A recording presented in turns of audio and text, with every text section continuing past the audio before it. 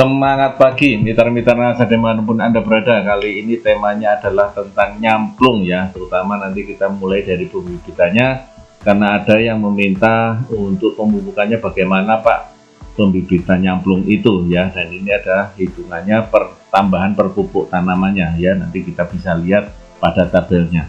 Nah mitra-mitra sahabat-sahabat tani dimanapun Anda berada, nih Bapak Ibu tahu nggak nih namanya nyamplung ya? Nyamplung ini adalah tanaman hutan di mana sekarang bisa digunakan sebagai tanaman untuk supaya segar lingkungan kita ya, sebagai tanaman penaung dan lain sebagainya di daerah perkotaan yang untuk sebagai kondisinya supaya segar ya, karena itu bisa menambahkan oksigen untuk kita ya. Dan ini fungsinya bermacam-macam ya teman-teman semua, di samping nanti diambil kayunya, tapi yang terutama adalah untuk sebagai gasnya ya, di mana untuk bioenergi juga ada ya. Dan ini adalah dia memiliki nilai yaitu tentang serapan karbon yang bernilai ekonomi, karena nanti ada nilainya dan ada beberapa teman-teman yang bergerak di sini untuk sebagai serapan karbon ataupun serapan emisi karbon ya. Kemudian bisa digunakan juga dengan cangkang menjadi briket ya, atau mungkin bungkil pada tanaman ternak ya. Tentu saja ini bermacam-macam manfaatnya ya. Nah utamanya ini ada beberapa teman yang terutama yang bergerak pada serapan karbon, karena ini juga memiliki, tanaman ini memiliki nilai ekonomi pada serapan karbonnya.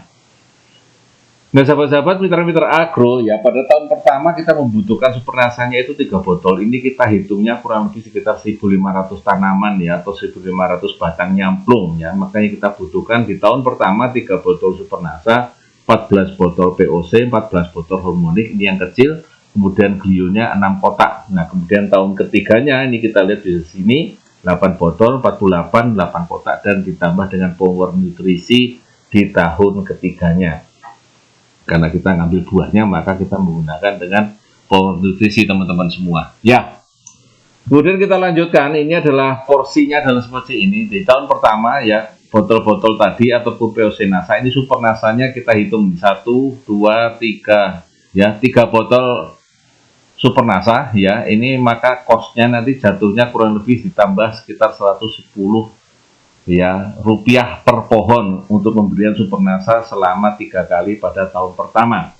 Kemudian penyemprotannya itu POC Nasa dan hormonik itu kita butuhkan seperti ini ya, kita hitung di bulan ke-6 ya, ini bulan ke-6 kemudian dan seterusnya, bulan ke-5 sampai seterusnya. Ini kita membutuhkan 14 botol ya, 14 botol dan 14 botol. Maka penyemprotan pada POC-nya kita membutuhkan tambahan Rp373 dengan hormoniknya Rp327.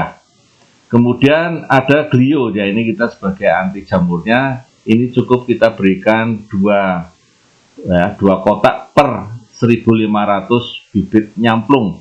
Jadi ini pada saat penyiraman kita campur dengan air, kemudian kita siramkan ya teman-teman semua. Maka anti jamurnya tadi kurang lebih bertambah, kos biayanya adalah Rp140 per pohon per tanaman. Jadi kalau di total biaya tambahannya sekitar 1 juta sekian, maka tambahannya kurang dari Rp1.000 per pohonnya untuk menjadikan tanaman bibit tadi ditanam ya, dan tambah sehat ya, ukurannya lebih besar dan nantinya kalau ditanam akan lebih bagus ya teman-teman semua. Nah tahun keduanya maka bisa kita lihat di sini totalnya ada 4 botol super nasa, kemudian POC nasanya 24, hormonnya 24, dan glionya 8 pieces. Maka bisa kita hitung di sini ya, 2.300 akan kita bagi menjadi 1.500 ya, kurang lebih sekitar 1.000 lebih sedikit ya. Kemudian tahun ketiga ya, maka ini kita tambahkan semua biayanya, produk-produknya, dan ini ada bulannya yang kita berikan, dan power nutrisi ini akan masuk ya, di usia 28 bulan atau kurang lebih 2,5 tahun ya. Ini kita berikan di situ ya, ini 8 botol ya. Totalnya ada 8 botol super nasa, 48 botol POC nasa, 48 botol hormonik ya, kemudian 8 kotak glio dan 8 botol power nutrisi. Nah totalnya kurang lebih sekitar 4.880. Nanti kita tinggal bagi 1.500 ya, kurang lebih nanti totalnya sekitar 2.000-an sekian. Nah untuk tambahnya seperti itu. Nah, ini adalah cara pemupukannya pada bibit nyamplung teman-teman semua, agar bibitnya kita menjadi lebih bagus, lebih banyak akarnya, sehingga kalau kita tanam ke daerah-daerah yang barangkali tanahnya agak keras, atau mungkin lubangnya mungkin kurang begitu besar, atau mungkin tanahnya agak sedikit kering dan sebagainya, maka tanaman ini ataupun bibit ini bisa ditanam dengan baik, ataupun kondisi bibitnya cukup baik untuk ditanam pada segala kondisi. Nah teman-teman semua, demikian tadi pembibitan nyamplung yang telah kita sampaikan dan berapa kosnya. Ya, ini bisa mudah-mudahan memberikan manfaat, memberikan inspirasi buat teman-teman semua. Terima kasih telah melihat channel ini. Kita ketemu di lain waktu dan di lain tema. Dan tetap semangat pagi.